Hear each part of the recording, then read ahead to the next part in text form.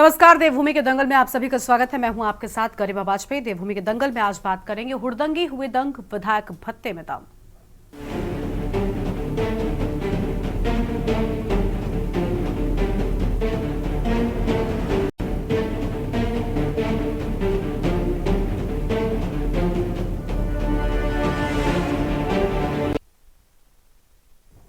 केदारनाथ उपचुनाव से पहले उत्तराखंड राजभवन ने राज्य दंगारोधी विधेयक को मंजूरी दे दी है। राज्यपाल की इस मंजूरी के बाद अब दंगाइयों से सरकारी और निजी संपत्ति को नुकसान पहुंचाने वाले दंगाइयों पर शिकंजा कसा जाएगा। साथ ही उनसे नुकसान की भरपाई भी की जाएगी। और आपको बता दें कि उत्तराखंड लोक निजी संपत्ति क्षति वसूली विधेयक 2024 को राजभवन में मंजूरी दे दी है। ये विधेयक गैरसैंण में हुए मानसून सत्र के दौरान 23 अगस्त को पास हुआ था। विधायी विभाग से औपचारिक नोटिफिकेशन के बाद ये कानून का भी रूप ले लेगा। और इसके साथ ही राज्यपाल लेफ्टिनेंट जनरल गुरमीत सिंह ने विधायकों के वेतन भत्ते बढ़ाने से जुड़े उत्तराखंड राज्य विधानसभा विविध संशोधन विधेयक 2024 को भी अपनी स्वीकृति दे दी है।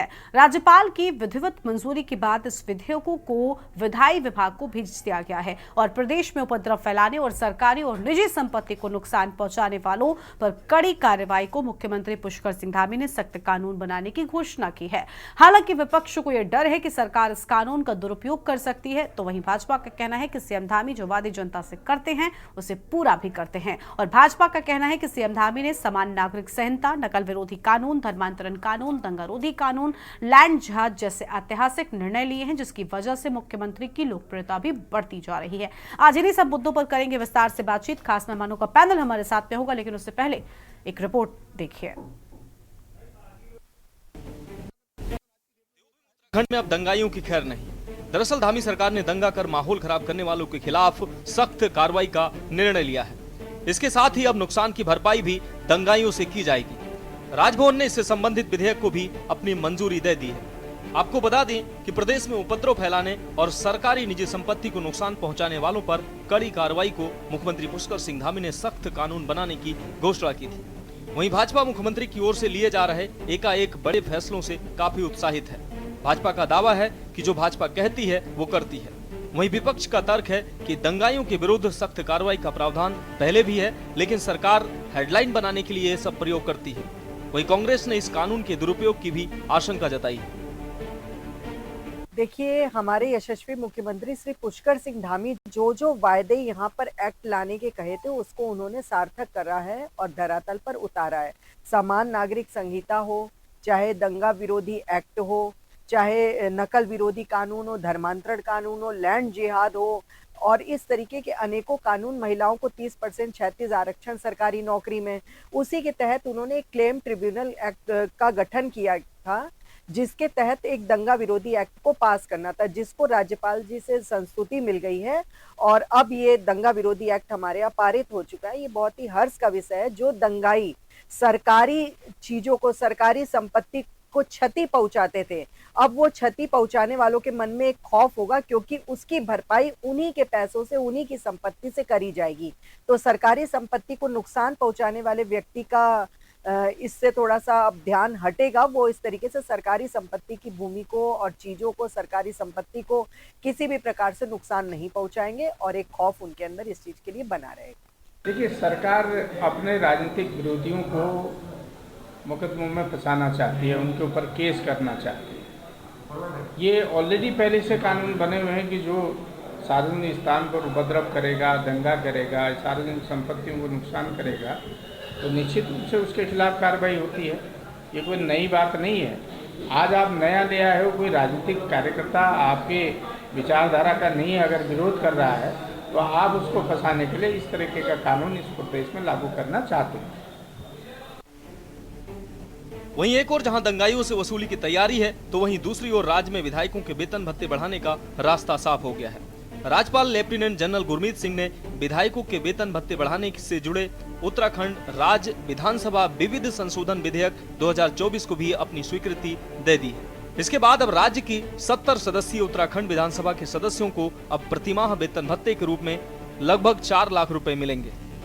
बढ़ती महंगाई को देखते हुए तदर्थ समिति ने विधायकों के वेतन भत्तों में बढ़ोतरी की संतुष्टि की थी। वही कांग्रेस का तर्क है कि यह समय अनुकूल नहीं है, प्रदेश में आपदा आई हुई है और सरकार विधायकों के वेतन भत्ते बढ़ा रही है। आप जानते हैं कि 2018 में जो वेतन मिलता था माननीय विधायकों को, उसी अभी 6 साल बाद भी उतना ही उनको मिल रहा था। हमारे माननीय विधायकों की मांग के बाद एक माननीय प्रीतम सिंह जी की अध्यक्षता में एक समिति बनी, जिसने कुछ सिफारिशें की, जिसमें कुछ संशोधन किए गए और अंतोगत्वा गैरसैंण की विधानसभा में ये विधेयक पारित हुआ। उस पर भी माननीय राज्यपाल जी ने मोहर लगाई है।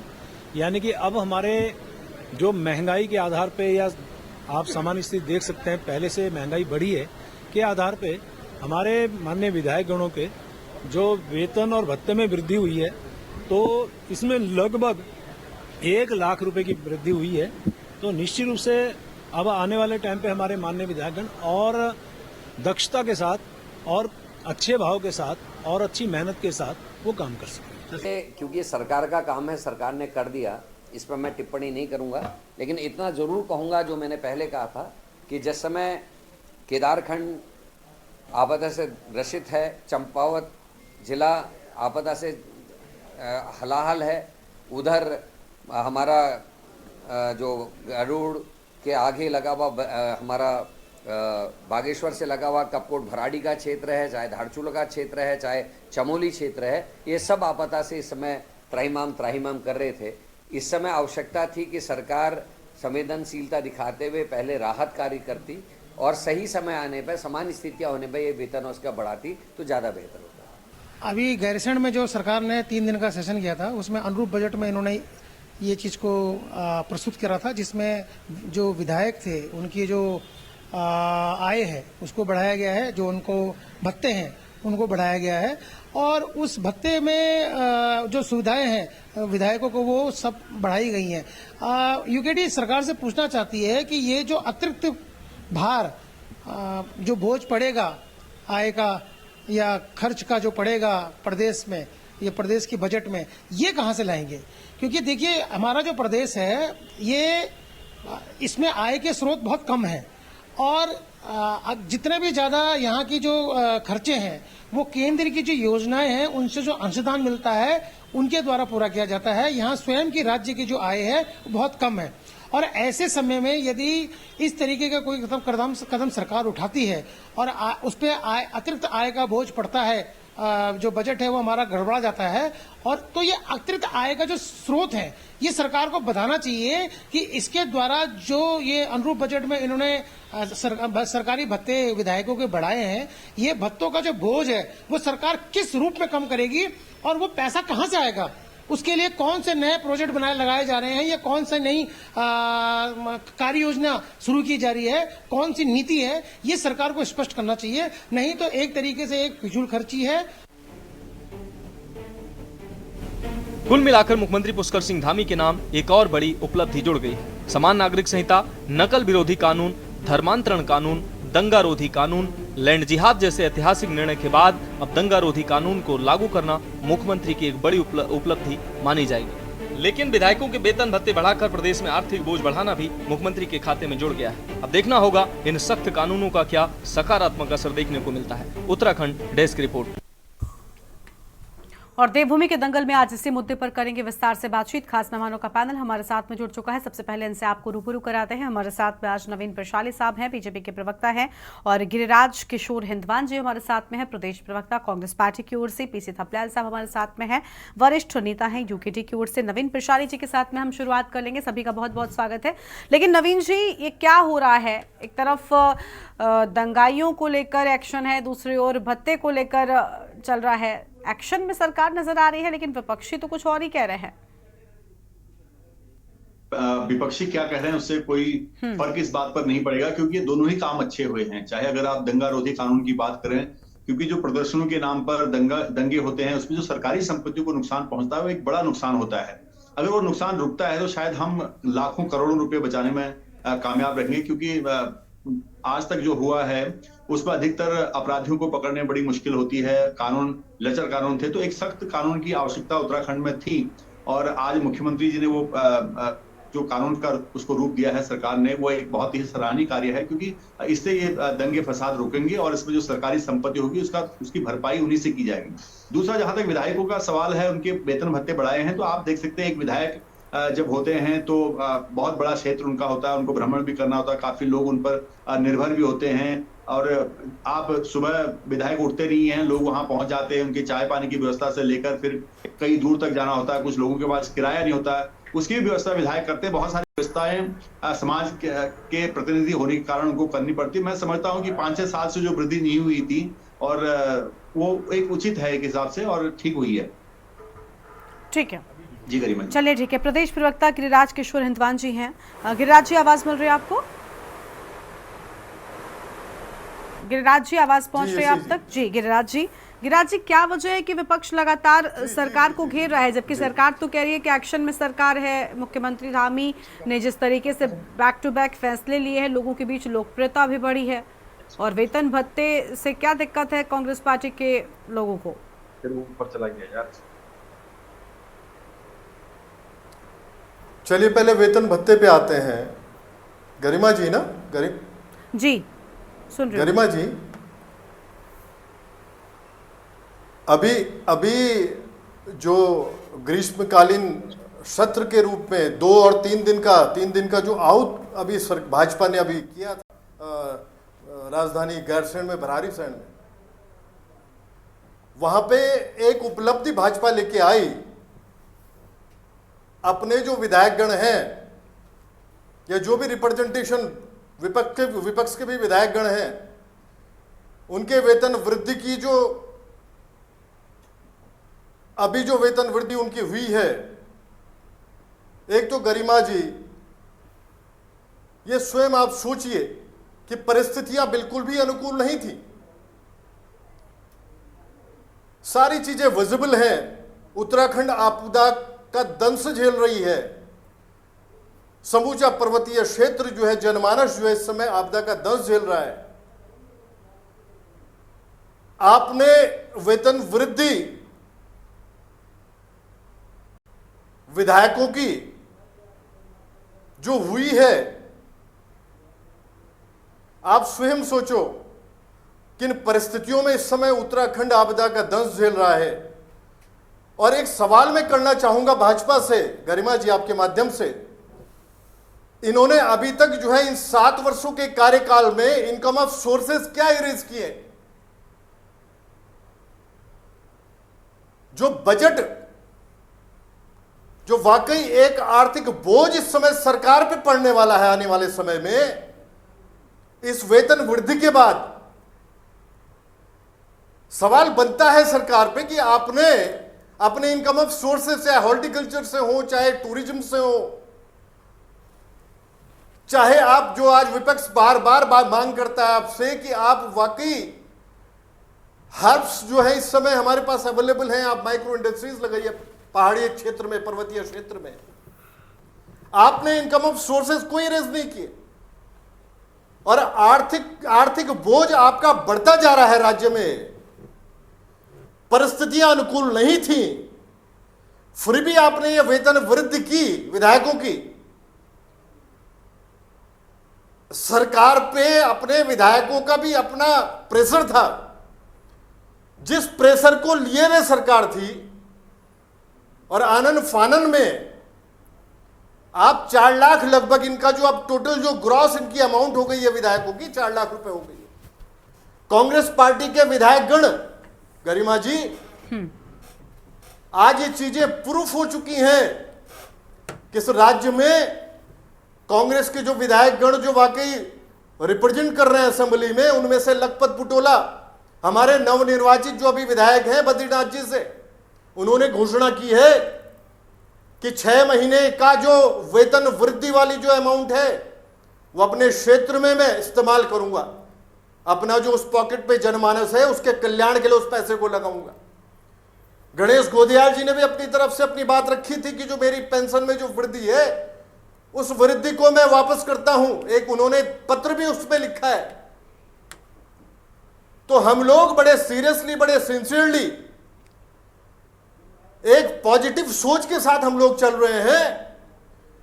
और वाकई विपक्ष के रूप में अगर विपक्ष है इस समय, कांग्रेस पार्टी अपनी तरफ से मांग को दोहरा रही है सरकार के बीच में खड़े होके कि आप लोग अपने इनकम ऑफ सोर्सेज वाकई बढ़ाइए, जहां जहां से पैसा आ सकता है उसमें जब आपके प्रोग्राम स्टेट प्लान से इंप्लीमेंटेशन की तरफ जाएंगे तो पैसा आएगा। लेकिन अगर आप स्थितियां आपकी ऐसी होंगी, आपके मंत्रीगण विधायकगण अगर वाकई किसी भी प्रैक्टिकली इंप्लीमेंटेशन की तरफ नहीं आप जा रहे हैं, किसी प्रोग्राम की तरफ जो पर्वतीय क्षेत्र में होना चाहिए, जिसके लिए आज भी पर्वतीय क्षेत्र महरूम है। आज गरिमा जी, जो सीजनल सब्जियां होती हैं पूरे पहाड़ी क्षेत्र में, ये छोटी बात लग सकती है भाजपा को, सब्जियां सड़ रही हैं, विपणन की व्यवस्था नहीं है। सुनिएगा, अगर विपणन की व्यवस्था होती, वो सब्जियां अगर वाकई प्रिजर्व की जाती,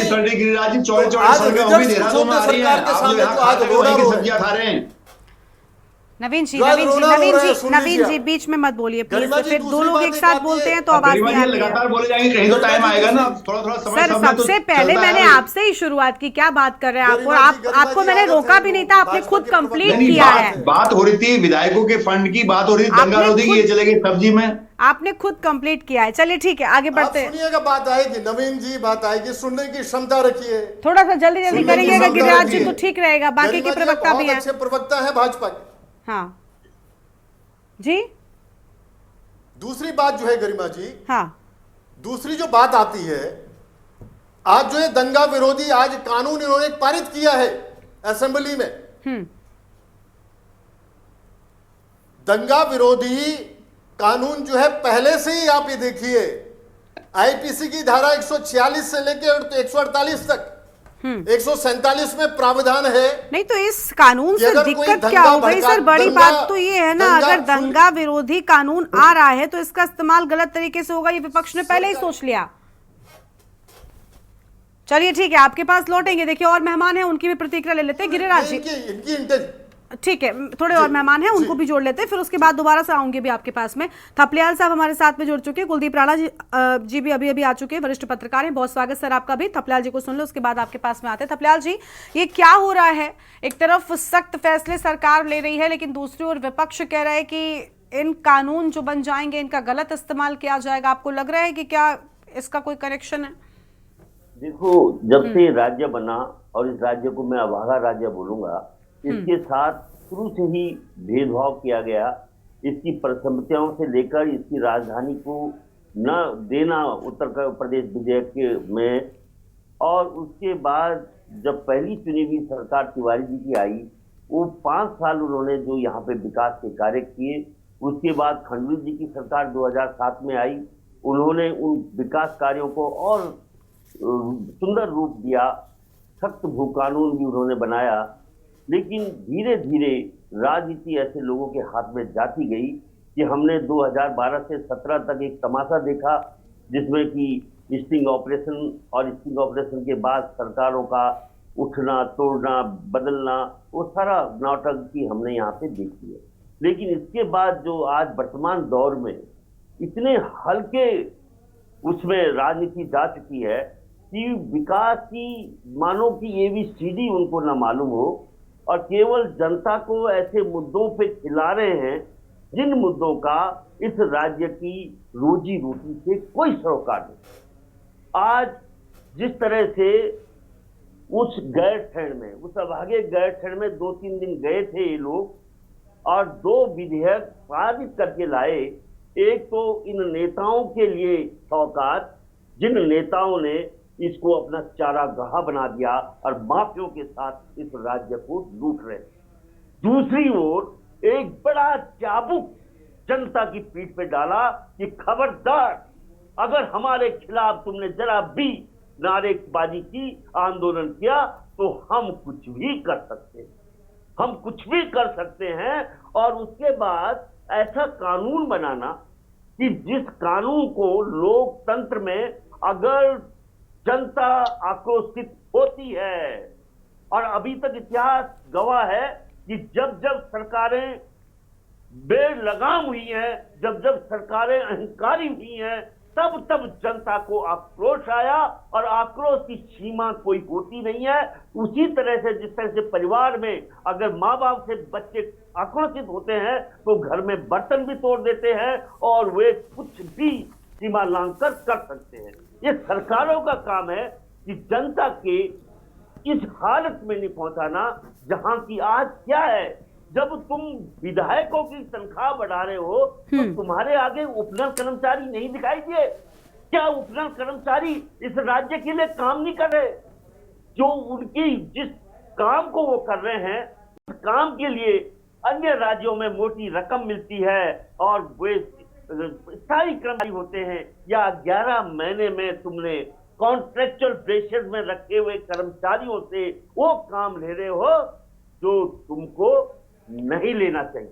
तुम्हारा उपनल जो था वो केवल पुरुष सैनिकों के लिए बना था, लेकिन तुमने उपनल को भी हत्या कर और इसमें जो ठेकेदारी प्रथा शुरू की है, युवाओं को अंधकार में धकेला है और उनकी उस पीड़ा को नहीं समझा कि आज वो कितने दिनों से, कितने सालों से मैं देख रहा हूं कि वे चिल्ला रहे हैं अपनी तनख्वाह बढ़ाने के लिए, लेकिन उसको अनदेखा किया गया।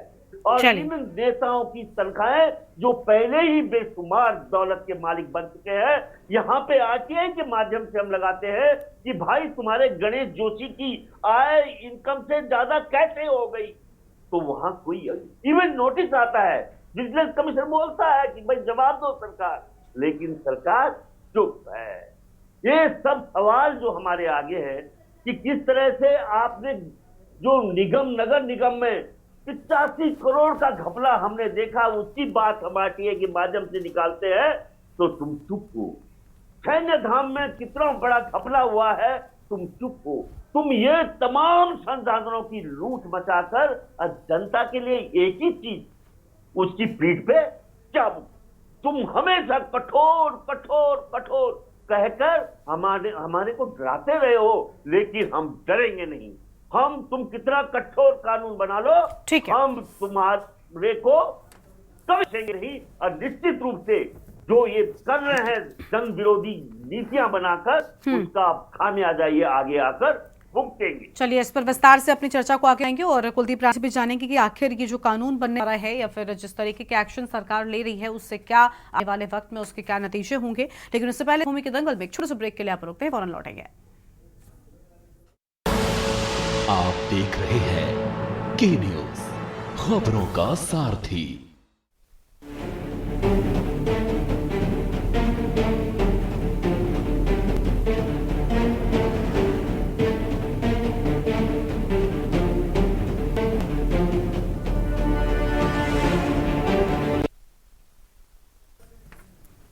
ब्रेक के बाद देवभूमि के दंगल में आप सभी का स्वागत है। हम बात कर रहे हैं एक तरफ महंगाइयों को लेकर, दूसरी ओर वेतन भत्ते को लेकर। साथ में खास मेहमान लगातार बने हुए हैं। कुलदीप राणा जी हमारे साथ में जुड़े हुए हैं, वरिष्ठ पत्रकार हैं। कुलदीप जी, देखिए आज दो मुद्दे हैं, एक तरफ वेतन भत्ते की बात हम कर रहे हैं, दूसरी ओर दंगाइयों के लिए जो सख्त कानून बन रहा है। आप दोनों को कैसे देख रहे हैं? वेतन भत्ते को लेकर पहले ये हुआ, बीजेपी वाले कह रहे हैं कि कांग्रेस को पहले तो इससे समस्या नहीं थी, पहले दूसरी बातें कहते थे, अभी जब हमारी ओर से कदम उठाया गया तब उस पर विरोध कर रहे हैं। और अगर दंगाइयों को लेकर सख्त कानून बन रहा है तो दिक्कत क्या है? क्या इसका बेजा इस्तेमाल भी हो सकता है? देखिए गरिमा, जो पहला सवाल है जो वेतन वृद्धि को लेकर के, इसमें सबसे बड़ी विडंबना यह है कि विपक्ष जो तमाम मुद्दों को लेकर के हो हल्ला करता है, और विपक्ष में मैं सिर्फ कांग्रेस की बात करूंगा, राजनीतिक विपक्ष में, क्योंकि वही विधानसभा के भीतर है। तो कांग्रेस जहां तमाम मुद्दों को लेकर के बात करती है, अभी कांग्रेस के प्रवक्ता को ही मैं सुन रहा था, बहुत बढ़िया तरीके से उन्होंने विषय को रखा है। लेकिन कांग्रेस के 17 विधायकों में से मात्र एक विधायक जो अभी निर्वाचित हुए हैं उपचुनाव से, उन्होंने ये घोषणा की है कि वो अपने वेतन के वृद्धि को कुछ समय के लिए नहीं लेंगे। ये उनकी एक व्यक्तिगत बड़ी राजनीतिक अपनी पहल है, क्योंकि वो पहली बार निर्वाचित हुए हैं उपचुनाव से, तो अब भविष्य की राजनीति की जमीन को भी मजबूत करना है। तो ये मैं उस निर्णय को उस तरीके से देखता हूं कांग्रेस के एक विधायक के द्वारा। लेकिन पूरी कांग्रेस द्वारा इस पर क्या किया गया? पूर्व विधायक ने निर्णय लिया, एक पूर्व विधायक ने निर्णय लिया, गणेश गोदियाल जी ने, प्रशंसनीय निर्णय है। लेकिन कांग्रेस को इसके विपक्ष में खड़ा होना चाहिए था, लेकिन वो नहीं दिखाई। इससे कहीं कहीं जनता को कांग्रेस के प्रति निराशा होती है।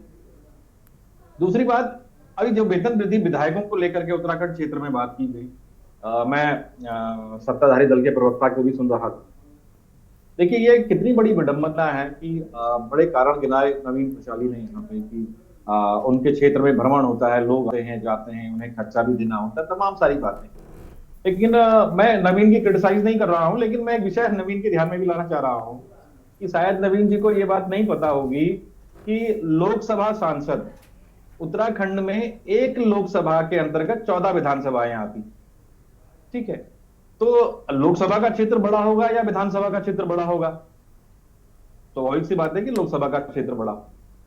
ठीक, तो जहां एक विधानसभा विधायक को 4.5 लाख रुपए तनख्वाह दी जा रही, वहीं आपको पता है कि लोकसभा के सांसद की तनख्वाह कितनी है, उसका वेतन कितना है? उसको वेतन मिलता है मात्र 1 लाख रुपए। 2,000 रुपए उसका डेली अलाउंस है, 70,000 रुपए के करीब उनका कार्यालय भत्ता है। ठीक, और 60,000 रुपए के करीब निर्वाचन क्षेत्र का ऐसा कुछ भत्ता है, और ये आपस में हो सकता है, लेकिन कुल मिलाकर के 2,10,000 रुपए के करीब उनको इसमें प्राप्त होते हैं। 2,10,000, हाँ इतना ही है, तो सॉरी 2,30,000 के करीब इसमें प्राप्त होते हैं। तो सांसद जिसके अंतर्गत 14 विधानसभाएं आ रही हैं, क्या सांसद को अपने क्षेत्र में भ्रमण नहीं करना? क्या सांसद के पास स्थानीय जनता नहीं जाती है? क्या सांसद अपने क्षेत्र के मुद्दों को नहीं उठाते हैं? ठीक, अपने ही पार्टी के सांसदों को, क्योंकि उत्तराखंड में इस समय तो पांचों सांसद भारतीय जनता पार्टी की तरफ से हैं, तो आपकी एक कार्रवाई में एक बात ने दूसरे को कटघरे में खड़ा कर दिया।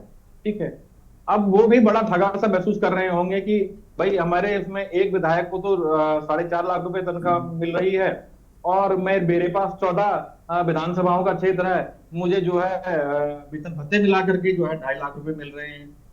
ठीक, 1 लाख रुपए मेरी तनख्वाह है।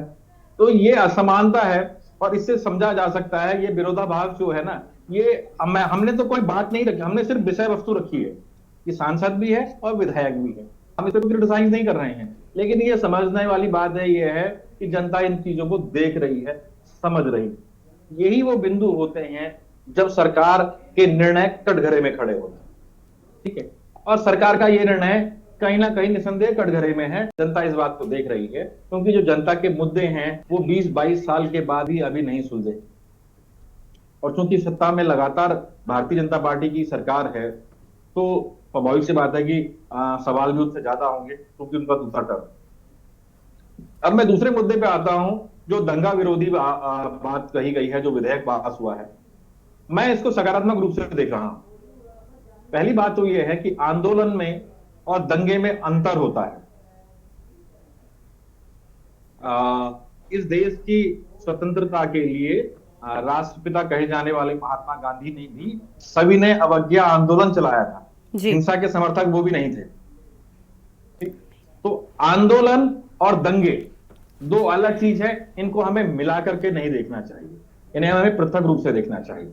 ठीक है, और जहां तक यह बात निकल करके आई कि पहले भी एक कानून था, हमें यह समझना होगा कि वो कानून कब बना। वो कानून बना 1984 में।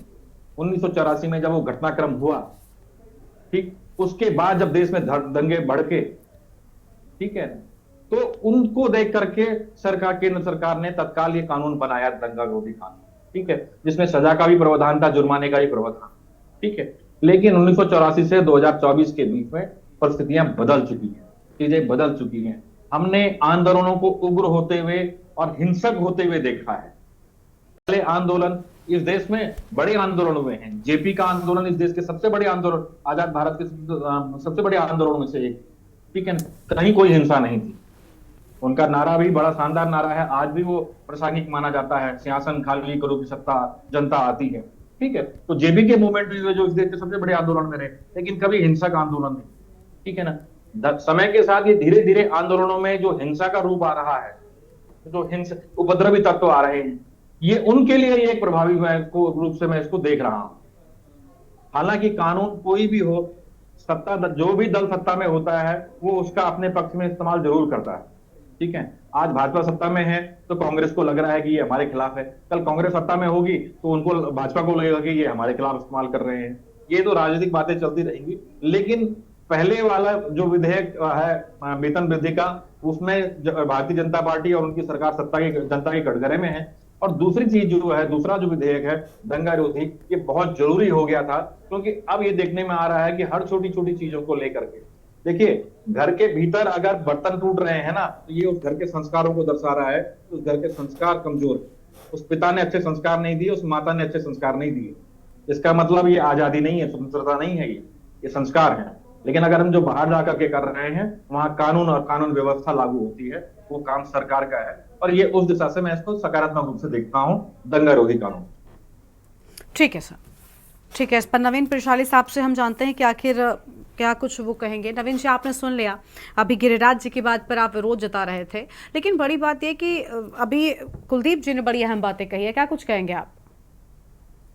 गिरिराज जी की बात करूं तो मैंने गिरिराज जी का विरोध बिल्कुल विषय से भटक के सब्जी में चले गए, तो मैं वापस ला रहा था। और कुलदीप जी ने जो अभी विश्लेषण किया अपनी जानकारी के मुताबिक बहुत अच्छा विश्लेषण किया, लेकिन मैं थोड़ा यहाँ पर ये चाहता हूं कि विधानसभा क्षेत्र और संसदीय क्षेत्र जरूर बड़ा है, लेकिन विधानसभा क्षेत्र एक विधायक के लिए जो उनकी दौड़ भाग है वो काफी होती है, वो राजनीतिक क्षेत्र में रहते हुए हम उसको भली भांति जानते हैं। और दूसरा, दंगा रोधी उन्होंने कहा कि बहुत अच्छा है, तो उसमें अपने आप ही स्पष्ट हो गया है। कुल मिला के ये है कि लोकतंत्र में लोकतांत्रिक तरीके से प्रदर्शन करने का, अपनी बात को रखने का सरकार के सामने पूरी तरह से आजादी है, लेकिन आजादी का जब अतिक्रमण होता है तो उसमें कहीं ना कहीं कोई लगाम लगानी पड़ती है, और उस लगाम के रूप में अगर सरकारी संपत्तियां को नुकसान होता है, दंगारोधी कोई दंगा करते हैं, कोई हिंसा करते हैं, तो उसको रोकने के लिए एक सख्त कानून की आवश्यकता जरूर होती है। और मैं समझता हूं कि माननीय मुख्यमंत्री जी ने बहुत सोच समझकर, सरकार ने आज जो माननीय जो महामहिम राज्यपाल हैं उन्होंने इस पर मुहर लगाई है, कानून का रूप दिया है, तो मैं समझता हूं कि उत्तराखंड के लिए आने वाले समय में बहुत अच्छा रहेगा और इसका कोई विपक्ष पर प्रभाव नहीं पड़ेगा। विपक्ष इसको राजनीतिक मुद्दा बना रहा, क्योंकि ये पक्ष विपक्ष का नहीं। अगर किसी पर कोई केस लगता है तो उसको माननीय न्यायालय में साबित भी करना पड़ता है। जब अगर आपकी वीडियोग्राफ होगी, फोटो होगा, कोई साक्ष्य होगा, तभी तो आप फंसेंगे। अब बिना ऐसे कौन फंसाएगा, क्योंकि ये कोई पाकिस्तान नहीं है, हिंदुस्तान है, भारत है। भारत में न्याय प्रक्रिया है, न्यायपालिका है, और हिंदुस्तान का न्याय, भारत का न्यायपालिका जो बहुत मजबूत है, उस पर आपको भरोसा रखना चाहिए विपक्ष को। मैं समझता हूं कि ये कानून की आवश्यकता उत्तराखंड को थी, गरिमा जी। ठीक है, ठीक है। अभी गिरिराज जी को सुन लेते हैं। गिरिराज जी, न्यायपालिका पर भरोसा रखना चाहिए और अच्छी नियत के साथ में नवीन जी कह रहे हैं कि इस कदम को उठाया जा रहा है। पहले ही विपक्ष अगर विरोध करना शुरू कर देगा तो फिर कैसे चलेगा काम?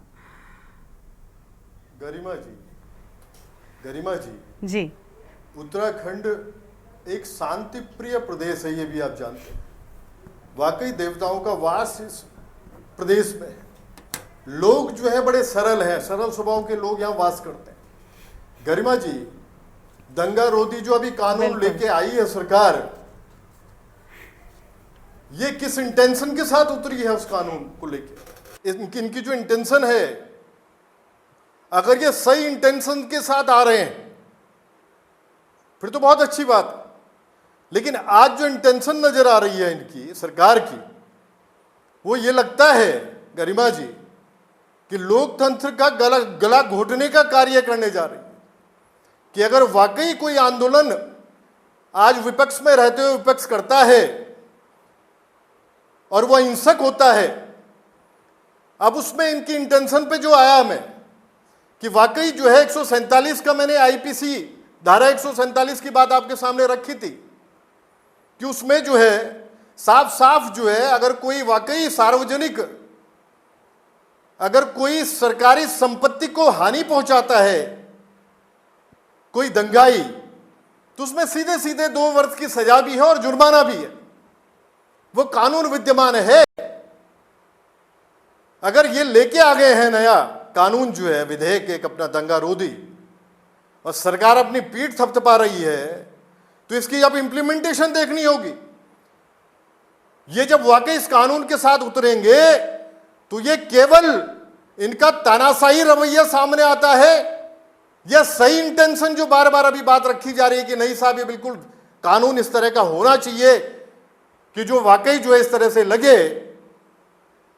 शांति प्रिय प्रदेश की भी गरिमा जी मैं बात कर रहा हूं, सरल लोगों की मैं बात कर रहा हूं। आज तक कोई ऐसा प्रदर्शन कोई ऐसा नहीं है इन 24 वर्षों में जिसने उग्र रूप लिया हो, जिसने ऐसी स्थितियां बनाई हो कि वाकई लगाओ कि अपनी सरकारी जो हमारी संपत्ति होती है, वाकई जो इस तरह का सार्वजनिक जो संपत्ति होती है, उसको किसी दंगाई ने, किसी उग्र भीड़ ने नुकसान पहुंचाया हो, बड़ा नुकसान पहुंचाया हो। ऐसा कभी नहीं हुआ है।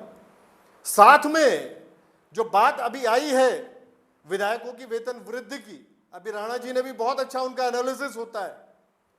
तो अगर बात विपक्ष रख रहा है तो अनुकूल परिस्थितियों की बात कर रहा है कि अनुकूल परिस्थितियां नहीं थी प्रदेश में। आपने 3 दिन का आहूत किया था सत्र, और उस 3 दिन के आहूत सत्र में केवल एक उपलब्धि आप लेके आए, तो वाकई ये विचारणीय प्रश्न है। और ये सारी चीजें विजिबल है। कॉमन जो मैन है यहाँ का, जो वाकई जो नागरिक वास कर रहा है इस उत्तराखंड में, जो सरल स्वभाव का मैं बता रहा हूं, वो सब कुछ देख रहा है।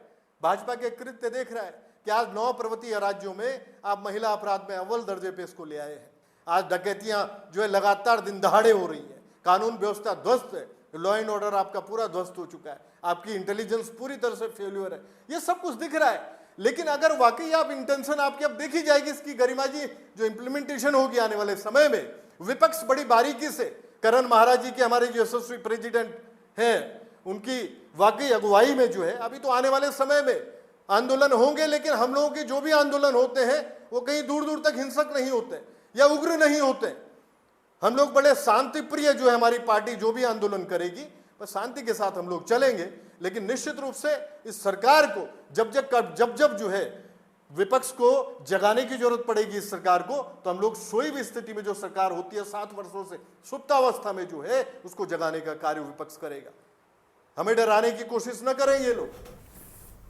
ठीक है, चलिए ठीक है। सोई हुई सरकार को आप जगाने का काम कर रहे हैं। थपलियाल साहब भी विपक्ष में ही बैठे हैं, हालांकि आप मुख्य विपक्ष की भूमिका में हैं। थपलियाल साहब से भी जान लेते। थपलियाल साहब, कितना सहमत है आप गिरिराज जी की बात से? देखो, जो राजनीति केंद्र में है, उत्तराखंड में है, उत्तर प्रदेश में है, इस राजनीति ने हमेशा गांधी का जो शांति वाला आंदोलन था उसका विरोध किया, उनकी हत्या तक कर दी, और भगत सिंह को सल्यूट किया। हमारे जो आजाद सेना बनी थी हमारी सुभाष चंद्र बोस की, उसको सलाम किया। यानी जो अपने राज्य में अब जब शासन में आए तो आपने देखा होगा कि उत्तर प्रदेश में किस तरह से बुलडोजर चलते हैं, किस तरह से इनकाउंटर होते हैं, वो सबने देखा। सुप्रीम कोर्ट ने भी उनको वार्निंग दी। अब बात आती है उत्तराखंड की। उत्तराखंड में अगर हम ये बोले कि साहब यहाँ पे हम बहुत न्याय प्रिय हैं, अभी तक कोई हमारा पृथक राज्य उत्तराखंड आंदोलन में फिर रामपुर तिराहे पे गोली चलाने वाले थे। उस मुजफ्फरनगर के में हमारा पे गोली चली, जिस मुजफ्फरनगर का डीएम ने ऑर्डर दिया हम पे गोली चलाने का, क्यों चलवाई? उस वहां 4 विधायक बीजेपी के थे, सांसद वहां बीजेपी का था, वहां पे मालती शर्मा बीजेपी की थी, और उनके मौजूदगी में रामपुर तिराहे में हमारे साथ नंगा नाच किया।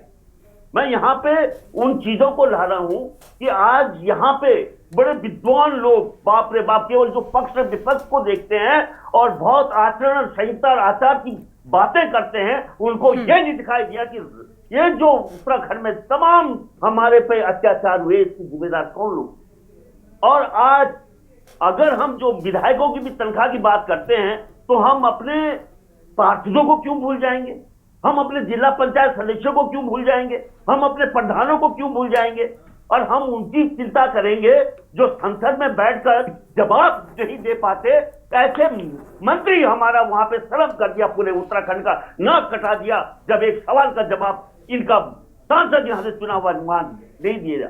ऐसे नेतृत्व, ऐसे लोग जो संसद में भेजे जा रहे हैं, उन लोगों पे हमें बहुत दुख है कि इस राज्य का प्रतिनिधित्व इसलिए उन लोगों के हाथ में जा रहा है कि उनको ऐसी चीजों से सत्ता पोषक पत्रकारों का संरक्षण, और उसके बाद जो यहाँ पे घटनाएं हो रही हैं, जिस तरह से हमें बरगलाया जा रहा है, यूनिफॉर्म सिविल कोड, कठोर कानून, दंगा विरोधी, लेकिन इन तमाम सवालों के साथ कोई ये बताएगा कि उपद्रवी तत्वों का मतलब क्या होता है? उपद्रवी तत्व यानी जनता को आप डिवाइड कर रहे हैं, क्योंकि जब आंदोलन होता है तो आंदोलन उग्र भी होता है। आंदोलन इस सीमा पे जाता है जहां पे कि प्रशासन को गोलियां चलानी पड़ती है, और बहुत जगह ऐसा हुआ है। तो वो आंदोलन को क्या डिफाइन करेंगे आप?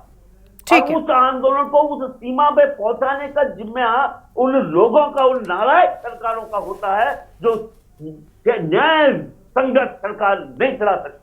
जब उत्तराखंड में बेरोजगारों के साथ अन्याय होगा तो भिड़ेंगे, वो इतनी सीमा तक भिड़ेंगे कि इनको बाहर निकलना मुश्किल होगा। हम करेंगे। ठीक है। चाहे कितने ये पोषक बोले कि आचरण शासन की हमें नसीहत दें, हमें न माने पक्ष विपक्ष, लेकिन हम निश्चित रूप से हनक रखते हैं इस राज्य में, क्योंकि इस राज्य की अवधारणा का जन्म उत्तराखंड क्रांति दल ने दिया। चलिए ठीक है, इसलिए हम बोलेंगे और हम उन तमाम- बिल्कुल सर, बिल्कुल बोलिए। ठीक है सर, अभी कुलदीप जी को भी सुन लेते हैं। ठीक है सप्लाई साहब, लौटेंगे आपके पास में। कुलदीप जी, क्या वजह है कि आखिर सरकार ने इस वक्त में इन कदमों को उठाया है? क्योंकि अभी इसके पहले भी कई सारी चीज़ों पर सरकार काम कर रही थी, लेकिन अचानक से इन चीज़ों पर काम करना, जिसके बाद से विपक्षी मुद्दा उठा रहे हैं, क्या वजह है? एक तरफ लोग ये भी कह रहे हैं कि देखिए मुख्यमंत्री धामी की लगातार लोकप्रियता बढ़ रही है, कुछ ऐसे काम उनकी ओर से किए गए, चाहे यूसीसी वाली बात हो या फिर लैंड जिहाद को लेकर मुख्यमंत्री के नाम एक तमगा लगाया जाता है, तो क्या उन्हीं सब चीजों को और बढ़ाने के लिए भी ऐसे कदम उठाए जा रहे हैं सरकार की ओर से? देखिए गरिमा, सरकार की या मुख्यमंत्री की लोकप्रियता बढ़ रही है, नहीं बढ़ रही है, एक पत्रकार के रूप में मेरा आकलन दूसरे तरीके का है। मैं इसको अलग तरीके से देखता हूं जी। क्योंकि अभी अभी उत्तराखंड में सत्ता ने पहली बार 2 उपचुनाव हारे। पहली बार उत्तराखंड में ऐसा हुआ कि सत्ताधारी दल उपचुनाव हारा। आज से पहले जो भी दल सत्ता में रहा उसने कभी उपचुनाव नहीं हारा।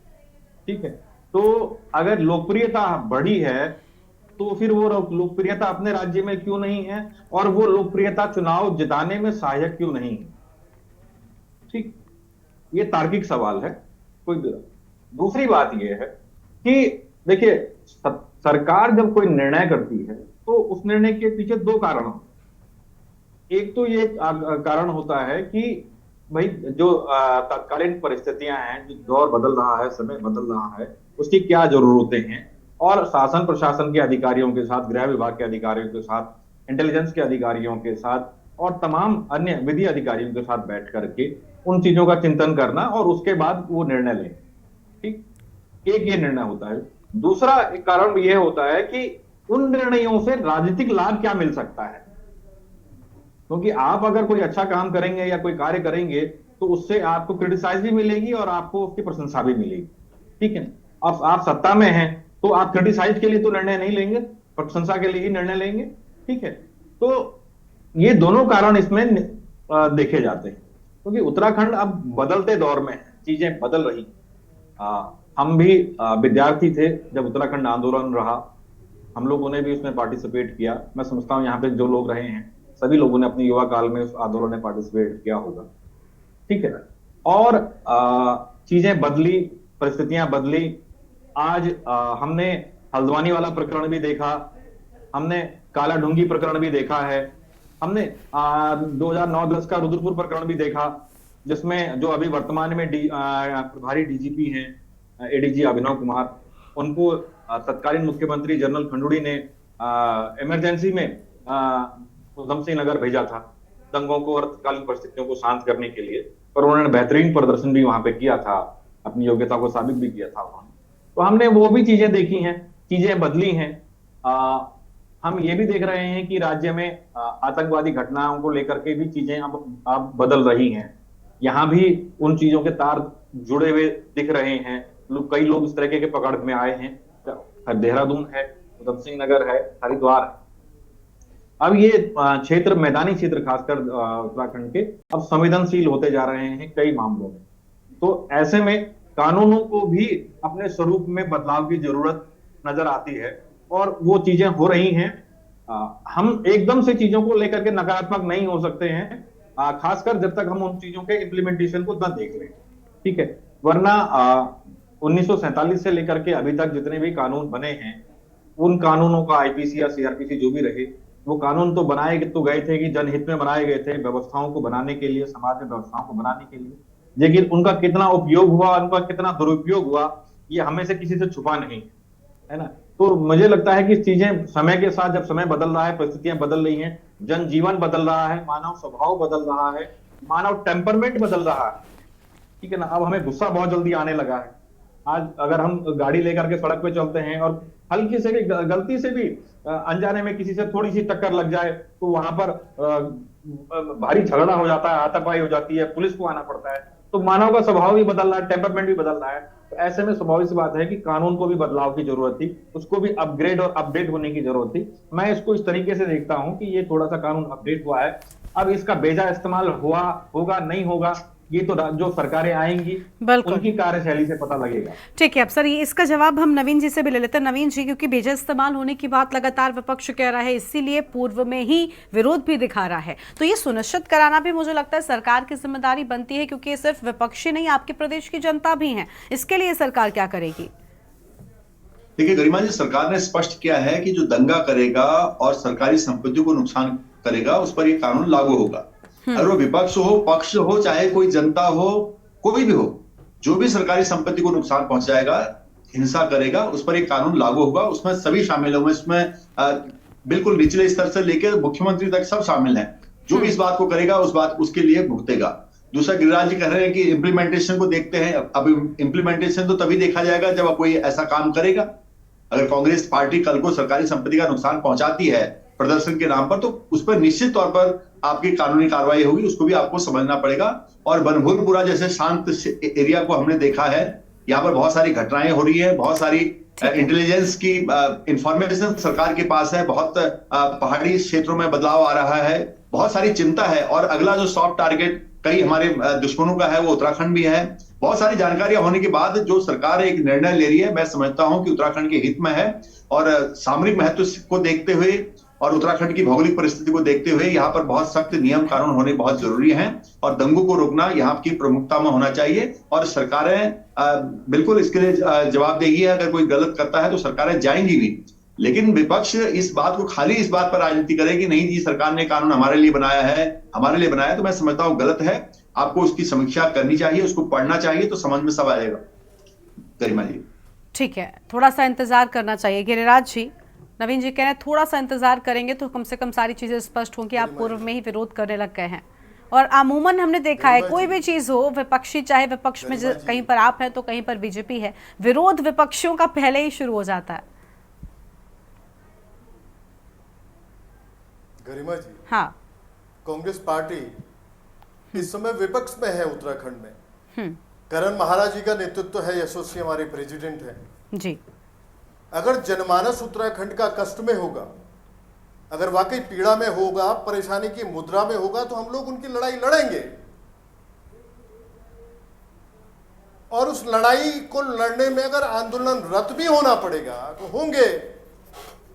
इंटेंशन वाली जो गरिमा जी में बात रखी मैंने अभी कि इसमें देखा जाएगा जब इम्प्लीमेंटेशन की तरफ जाएगा इनका कानून, तो उसकी परिणति क्या होती है, किस तरफ ये उसको लेके जाते हैं। अगर हमने कहा कि लोकतंत्र के गला घोटने की बात अगर मैंने रखी, तो उसके पीछे वजह यह है कि अभी तक के जो रिजल्ट है भाजपा के, इनका जो कार्यकाल है 7 वर्षों का, तो वाकई ये जनता की आवाज को, विपक्ष की आवाज को दबाने का इनका प्रयास होता है। लेकिन ये इस बात की कहीं गुंजाइश नहीं है, अगर वाकई ये गलत इंटेंशन के साथ इस कानून को लेके आए हैं और विपक्ष को वाकई जनता के पक्ष में अगर हम लोग मुद्दों को लेकर सरकार के सामने सवाल रखेंगे और उसमें अगर बाधक अगर ये बनते हैं, अगर इंटेंशन की बार बार मैंने बात रखी है तो इसी वजह से रखी है कि वाकई इस कानून का आना और ऐसी स्थिति में आना, ऐसे समय में आना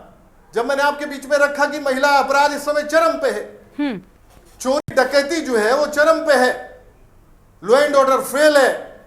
आज अगर विपक्ष अगर इन मुद्दों के साथ उत्तराखंड के जनमानस के वाकई उसको कष्ट में ना हो, पीड़ा में ना हो, उसके मुद्दों के साथ अगर सरकार के सामने अगर हम जाते हैं, आंदोलनरत अगर कांग्रेस होती है और उस वजह से अगर इस कानून को लेके आ रहे हैं तो इस गलतफहमी में न रहे। और शांति प्रिय मैंने बताया बड़ा सरल स्वभाव है उत्तराखंड में जो वास कर रहा है व्यक्ति, जो भी हम लोगों के साथ जनसैलाब जुड़ता है वो बड़ा शांति प्रिय होता है। तो वाकई सरकार इस बात को भी समझे और इसकी इंप्लीमेंटेशन देखी जाएगी। गरिमा जी जो लेके आए हैं अभी तो ये एक कानून इन्होंने दिया उत्तराखंड को, अब इसको किस तरफ ले जाते हैं सरकार अपने आप पे, सरकार के विल पे डिपेंड करता है कि वाकई चाहते क्या है उत्तराखंड के जनमानस के साथ, या विपक्ष जो वाकई आज आवाज जनता के हित के लिए है गिरिराज जी, जनता के हित के लिए किया गया है महाराज जी के नेतृत्व में। और भारतीय जनता हमेशा बाधक बनेगी आपकी सत्ता तक पहुंचने के लिए, हमेशा बाधक है। इस बात को आप ध्यान रख लें कि भारतीय जनता पार्टी कांग्रेस को सत्ता में नहीं आने देगी। राजनीतिक विरोधी हैं, ठीक है, ये चीजें ठीक है, लेकिन फिलहाल मुद्दे पर रहते हैं। ठीक है नवीन जी आप क्या बातें कह रहे हैं? ठीक है, आप राजनीतिक दल है, विरोधी आप हर जगह पर रहेंगे, लेकिन यहाँ पर मुद्दों पर विरोधी मत बनिए। कोशिश कीजिए जो जनता से जुड़े मुद्दे हैं वहाँ पर विरोध नहीं होना चाहिए, वहाँ पर एक दूसरे विरोध नहीं है। देखिए उन्होंने कहा कि अगर बाधक